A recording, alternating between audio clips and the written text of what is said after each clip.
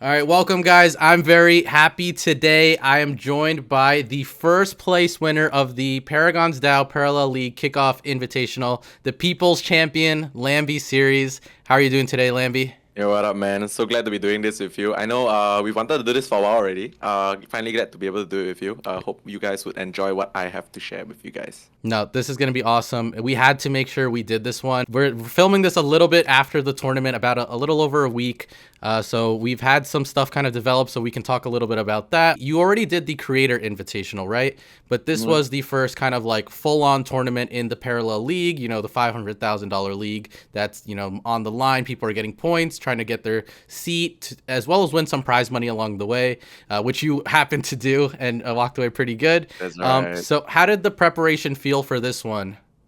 Right, so this one is very interesting to me because it's like the first it's literally the first tournament in the parallel league, right? Like the first one to make your mark per se, and we all had to qualify from the 128 spots on ladder, that kind of thing. So like that I know that the level of the tournament will definitely be it'll be there, because people that grind the ladder will be playing in this tournament. So I did put a bit more work into this one in particular. I started my prep quite early.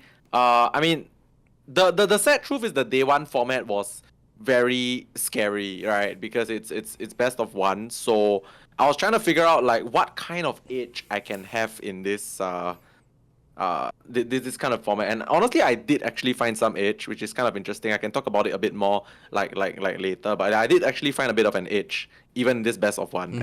Regarding the decks, well, nothing too crazy, honestly.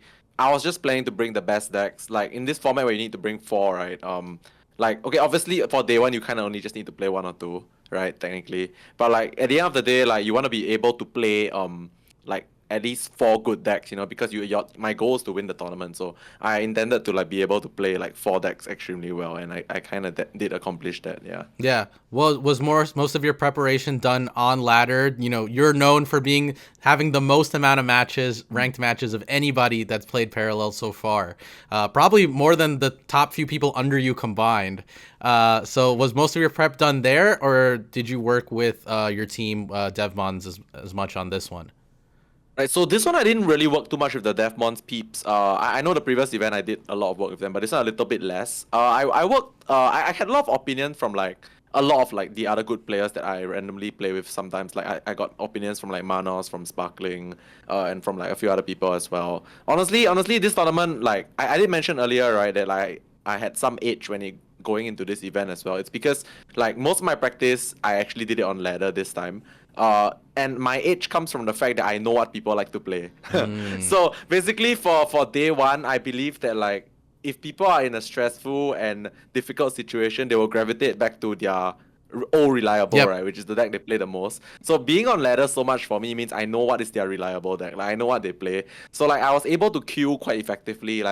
I know what they like to play, so I'll just queue the deck that I know that I want to play into that deck, that kind of thing. You had so it kind of worked out a little bit, yeah. You had all the knowledge of the players, so you were able to find out what their comfort picks were and kind of use that to your advantage. Mostly anyway. Yeah. No, that's good. Let's talk about the Swiss day one, right? You started X1, which is what everybody wants to. That's if you're gonna go one loss anywhere in a tournament, it's got to be the first, right? That's usually the best spot. Yeah, it's got to be the first one, yeah. It's either you lose the first round and then you just become so relaxed because you got nothing else to lose, right? Yeah. Or you lose the first round and then or you could become really stressed and then you just lose the second and then you get knocked out anyway. Yeah. So it depends on how you take it. The losing the first round actually opens up your mind to a lot of different things. But I guess I just want to talk a little bit about the first game because it's just funny because I believe that in a format of 7 rounds of Swiss, you are kind of allowed to get high road once, and still be okay because you can win the next 6 rounds, right? Yeah. So that happened literally on my first round. That was the most non-game I've ever played in my life, by the way. So I'm literally just gonna state what happened and you will know what the result was, okay? So I played against, I was playing Niamh, I played against Catherine. Turn 3 Relic, turn 4 Relic, turn 5 Orbital Cry, turn 6 Spotter Crackshot. You just do the math.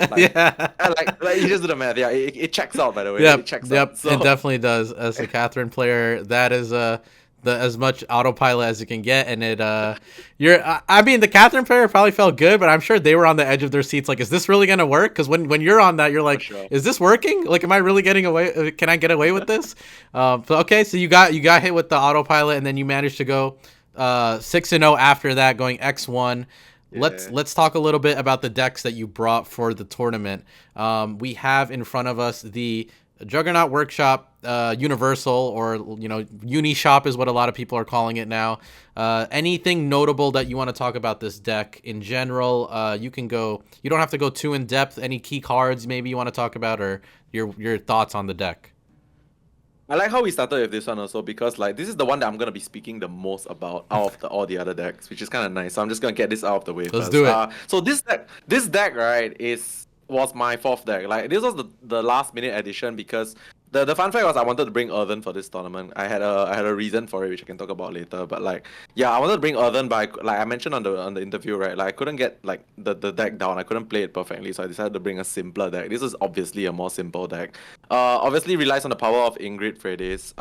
One thing I think that really brought this deck like into the spotlight and made it like the better version of what it used to be was the drone printers. Like I didn't realize this until like literally the day right before the tournament, but drone printers have so much like natural synergy with this deck, right? Like every time a token spawns, you draw a card. So like your Juggernauts get a free token every like 4 turns, and then you draw a card. Your Ruin Tinkerers also draw a card. And in a sense, this deck literally has the most horrible mid game in the world. Like after going 1, 2, 3, and if it's not Wong, you do nothing until Ingrid. So like this shores up that weakness. This covers the like a bit of the like the space, and you're covering the space with card draw. So like it spawns a thing, you draw a card closer to Ingrid. So like the drone printers just work perfectly in this deck. And like I think after this tournament, like it became super popular. Like I've been seeing drone printer uni organ like everywhere on the ladder right now. I think other than that, this deck is just basically a bunch of tech cards and Ingrid and Fredes TLDR. So yeah, it worked out because I guess we found a way to make the deck consistent. And then obviously you have a very nice early game leading into Ingrid, which is a strong thing to do. Yeah. I wanted to touch on some cards that are kind of like of debate amongst like the universal players. Sanctuary being one of them, and Memento of the Fallen. They're not always in there. But sometimes they are. So what are your thoughts on those two cards specifically too? I totally agree with the drone printer stuff, by the way. That I love seeing every tournament when there's one card that like just comes out running in a tournament into the meta, and drone printer definitely felt like it was one of those that like went into every drone printer was for sure the breakout card of the tournament, right? Yeah. Like the card that went from like unseen to completely like popular right now is for sure drone printer. Yeah, but like anyway, Sanctuary is a bit weird for me because like on the play, you kind of never want to keep it because that's like -1 card in hand, right? If you think about it. But like on the draw, and if you top deck it sometime late in the game, like just to fill a curve, you kind of don't mind because like Universal has those awkward situations. Like that's why the drone printer is like the better version of Sanctuary, Like it gets you to the actual card that you run in your deck that wins the game. But like Sanctuary is just like an hero option, and it's also kind of really cheap because one. So like if you draw it like in the middle or late of the game, it just fills the curve, and sometimes you high roll. So like this deck is just a bunch of like cards that normally in other decks you run one off anyway, so you have so much space to just chuck a Sanctuary in there, I feel, so it's fine. The Memento, I think good thing that I noticed this like now, but the Memento is kind of just bad. The Memento, it never works, dude. Like the Ruin Tinkerer, yes, it kind of does like synergy. But your Ruin Tinkerer, your drones are meant to just like die because of Poisoner anyway, and like you don't really have the time to set up like that typical Organ Core Memento combo, which is like the normal Organ Core stuff, but you don't have the time to set this up with this one. So yeah, the Mementos it was a mistake. I just didn't have enough time to test it, but it's out of my deck right now. Okay. Let's move on to the next one. This is the old reliable for the aggro guys, the Catherine list. Anything you want to note on this? Anything specifically? This list, honestly, nothing too special to talk about it. One, improvised tactics. Normally people run 2, but I think I cut one of it for the Cendrillon, and I really like Scanner Probe, so I just ran it as it is. Like this honestly nothing really too crazy about. It's just the standard list. Like everybody's deck is like 38 cards the same anyway. Yeah. One thing I want to note about Cathy is that like it's not so much about me playing Cathy, it's more about me playing against Cathy, Okay. right? Like if you look at my list later Yeah. and like before, it's very light on relic removal. Mm-hmm. Because personally I feel like when Cathy does the Cathy thing, which is 1 into 1 plus 1 into rallying cry, like honestly no amount of relic removal beats that. Like by the time you remove the relic, you are probably dead in the next 2 turns already. So like I've decided that to beat Cathy, you just hope they don't high roll. Like it's just the biggest high roll potential Yep. deck in the game, right? Like if they don't get to do their thing, you have a chance. But if they do their thing, anyone beats you. So that's my prerogative and my approach to dealing with Okay. Cathy. You know, like if they have the that's my I approach. like So it. I'm just like Okay, that same makes thing. sense. So okay, I get what you're saying here. We talked with the Unishop, the Cathy. I wanted to quickly jump on those two also. When were you bringing each Yeah. of those in? Because some people also were bringing in like smokescreen decks where they were Yes. just there, but they were never there to be played. So what about with the Unishop and Catherine for you? How were those positioned? Unishop honestly was sometimes when I thought that the guy was just gonna kill Shroud. Like it's Okay. okay, the Unishop was very specific. The Yeah. Unishop is specifically queued into people that I know play Niamh very well. Mm-hmm. Because like the Niamh mirror, if I know that they're not that good of a Niamh player, I will kill my Niamh because I'm pretty good in the mirror. Yeah. But if I know that they are a really good Niamh player, I might want to cheese, so I just throw the Unishop in there and then try and draw Ingrid by turn 7. Yeah, Yeah. because like if both players are really good at playing like what's that called Niamh, right? It's like honestly, if I'm on the play and I get to Niamh first, I probably will win. So like I didn't want to flip with versus good Niamh players, so that's why I had the Unishop there Yeah. to just cheese them sometimes. That's so But funny. like yeah, but then like the Cathy is really just also honestly Cathy is just like if I'm feeling lucky lah. It's just Okay. it's just a good deck. Yeah, Like, yeah. it's just there. It's Yeah. just a good deck. Yeah. Did you play it at day one at all, the Cathy? Nope. Okay. Nope. Not at all, man. All right, I get you. No, that's pretty funny. I get what you're saying about the Niamh. Like for example, if exile players that were maybe going to verse you in day 1 and day 2, like the main thing was like don't go into the Niamh mirror with Lamby. Like respect the Niamh mirror because you played so many games on it, especially on stream. Everybody knows that you know that mirror I'm match. 78% in the mirror by the way. That's insane. That's absolutely insane. All right, speaking of Niamh, we have the list up here. Anything specific for this one? I haven't changed this in 3 months, man. 2 months. I haven't okay, I changed one card like here and there every single time. It's always like the Dark Dealings out for Collateral, the Dark Dealings out for the third Spectral, Spectre Attack Craft, the Dark Dealings out for like something. Like sometimes the Estel out for something, but after Estel got buffed, like it's never coming out. So like it's very standard. I feel like this deck is like my favorite thing.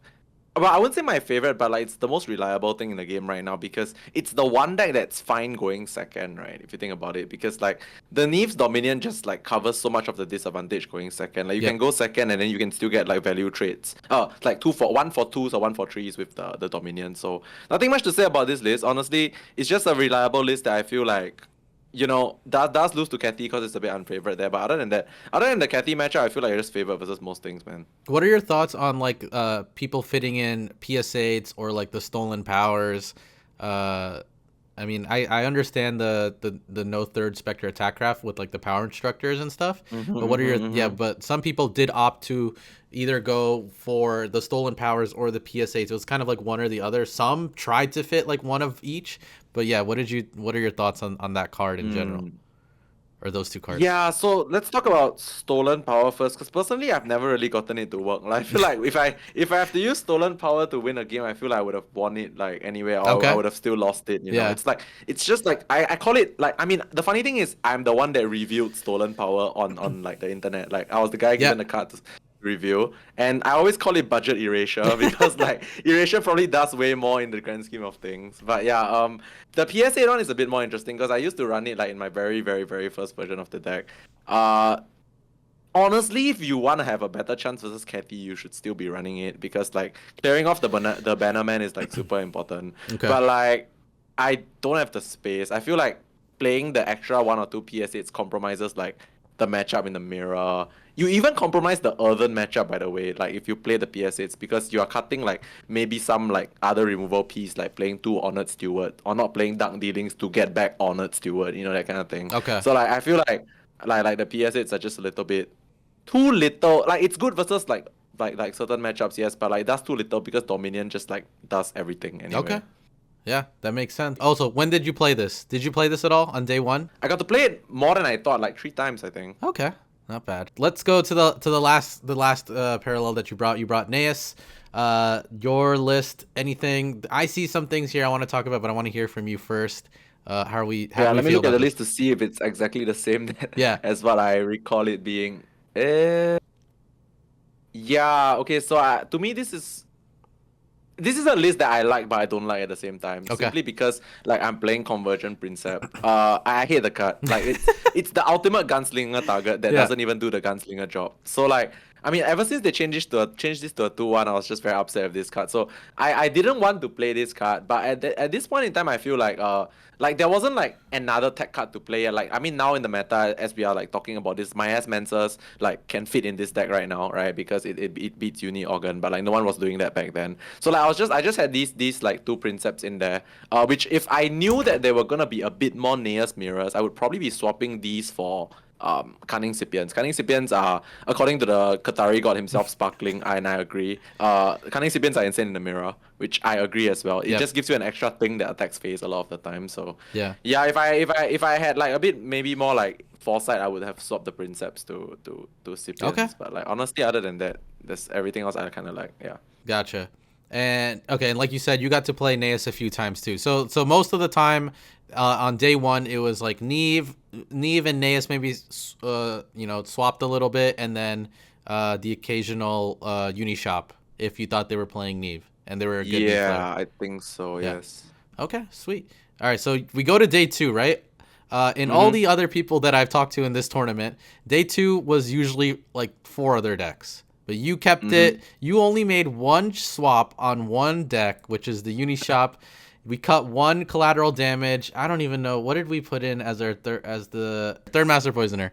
Yeah. Okay, Okay. That okay. makes the most sense. Okay, Yes, yes. so is that you were just sitting there before day two, and that same kind of thought, like, what am I gonna do with all this relic removal if I'm gonna get wrecked by it anyways? Let's just put this out for, maybe the earthen that you think you're gonna run into more on day two. A lot of players were saying that earthen was one of their more expected matchups on day two. Was that something you thought as well? Yeah, 100%. Like, okay, so there's two schools of thought here. Like, I was about to cut this deck completely, by the way, because I expected. Okay, so firstly, let's talk about this deck first, which is I swapped out the collateral damage because there's a chance that now I can ban, like, there's bans, right? So I can ban Kathy. So I don't want to have like 2 dead cards in my deck. If I can ban Kathy, I just leave 1 in there. And also I expected the Earthen matchup, so that's why the third Poisoner for sure. And like, it's open deck list, right? When they see triple Poisoner, they always respect it. So whether you have it or not, they must make the trades. It's like a thing. Like, the moment they see 3 Poisoner in your list, they just always respect it. Yeah. And like, whether you have it or not, they give you some time, which is kind of nice, right? It's a mental game and all that kind of thing. But no, one thing I wanted to do was actually bring an Earthen deck with triple Ritual Markings, by the way. Because Ritual Markings is 1 card kill Nehemiah, if you guys didn't know. 1 card kill Steward as well. But I couldn't get the list down within the time I had left before the final. So I just like, alright, just bring the 3 good decks and this one, and then not trying to do something funny when I'm not sure yet. So I just brought this deck and it kind of worked out. This actually won the final game in the finals, by the way. All right, sweet. And then going over day two in general, what was the thought for draft style? Because now there's a ban in day two. Against who you're playing. What was your plan with like first lock, second lock, or did it depend on the opponent on any level? Things like that. I guess there wasn't a specific queue order for sure. Okay. It's more like I think my train of thought, which I think will be good for people listening to this to like think about in future conquest like events as well, is that which is the deck that your opponent will like, which is the deck that you never want your opponent to like get a pass on, like which is the deck that the rest of your 3 decks definitely beats up on, for more or less. So I think if you are queuing based on that, you want to look at your 3 decks that you have left, and you're just gonna be like, okay, which of these 3 is the best into the deck that I can never let like pass through, So if you use this train of thought, your first deck to queue is a bit more obvious, right? Like, Okay. let's say they don't ban your Shroud for whatever reason, and they have an Earthen sitting down there, you know that the Shroud versus Earthen is the best matchup, and you never want to let the Earthen go through because, well, the Shroud is like free food, right? Versus Earthen. Earthen is free food versus Shroud, right? Yeah. So I'll probably just queue the Shroud first because I never want to let that pass through because my Shroud just gets a free win over that one. That Okay. kind of thing. Okay. So we've been doing this since the Hearthstone times as well, so that's usually my current school of thought. But of course, it depends on some players as well. Like some players I know, like based on their lineups and based on like what I've seen them like doing in the past. Like you kind of can know that like they will always ban a certain deck, so you can tailor your bans and queues based on that as well. Okay. Yeah. How often do you consider respect banning, like someone bringing a deck that they're just very good with, even though it's not like the meta? Like we saw on day 2 some universal bans, even though that wasn't normally done, just on the respect ban that player was very, very good at universal and maybe trying to get them off their footing from comfort. I'm trying to think of okay, so I played Norse, Equinox, and Cinecott, right? Hmm. I don't think okay, for Nor I banned Cathy because I know he's played the most Cathy, Yeah. which is a respect ban plus it also kind of works for my lineup to Yeah. ban Cathy. So it worked out perfectly, and honestly, yeah, I could tell that like he struggled a bit playing the other decks because I was clearly like more in the know of what was going on the moment I banned the Cathy. Hmm. So that was like one advantage I had. Versus Equinox, like he's the same as me. I know him for such a long time. We just play every deck. So like in a sense, I don't think there was a ban that I could make that would make him like weaker on the other decks, you know. So like he probably knew how to play every deck. So I just banned like normally. Hmm. And then for Cinecott, I also probably just banned like normally because I have never played against him like Yeah. enough. So Okay. I couldn't make any like informed decisions. Okay. But do you think that is a good tactic as people get to know other players Mm-hmm. in this comp scene? For Okay. sure. There is always one or two decks that, okay, not always, but there's usually like a deck that my opponent is like the weakest at, and if I kind of know that and like I can exploit that advantage, I probably would make a respect Okay. ban sometimes. Yeah. Gotcha. Okay, cool. So we did, day 2. Obviously we know the outcome. You ended up winning. And Yeah. we're filming this a little bit after. There was also a major qualifier that happened after that. Not for any prize money, for more points on the ladder for the professional season. Did your approach change from this tournament to that? So that one, I finished 3-3, so I ended in only in day one. But Yeah. my approach was okay. So day one for that one was best of 3 with a ban, right? So basically, my approach to that one was basically my approach to the day 2 of the kickoff because you have a ban. So and I think a lot of people started to get a bit better with the whole banning thing as well. Like I saw a lot of people bringing Earthen because they were always banning Shroud, right? So that was one thing that I noticed. What did I bring? I brought Cathy, Proud, Niamh, and Uni Organ. And I think with this lineup, I was often banning like Cathy, I think, because like Cathy mirrors are a flip. Cathy is going to Shroud, and then Cathy is also kind of like impossible to stop with Uni Organ if they just open perfect, right? Hmm. So I feel like I was banning Cathy very often with this lineup. The funny thing is not a lot of people brought Cathy. I guess they didn't want to like flip coins or Yeah. something. But like personally, why I always trust in Cathy is like if you get to queue it multiple times, it's the deck with the highest high roll potential in the game. So like if you get to use it multiple times, surely you are just like meant to high roll once, Yeah. right? So like I that's my philosophy, and I feel like because card games are just like there's variance, right? So like if there's a deck that's a very high ceiling, then like I don't see the like why you shouldn't be bringing Yeah. it, you know, a lot of the I time. very So much that was my expected approach. I very much expected in any of these tournaments that happened that like there was gonna be one player that just played Cathy the whole way through and just That's very high rolled possible, around. yeah. Yeah. I just feel Yeah, like yeah, yeah. I expected that was gonna be like one of the top seats. Okay, well that Yeah, makes very sense. possible. Now coming from those two tournaments and stuff, how has the meta shifted? Do you feel like we have a big jump? Because I feel like there has been a change from the kickoff Mm-hmm. to this point now. Like how do you feel about all that?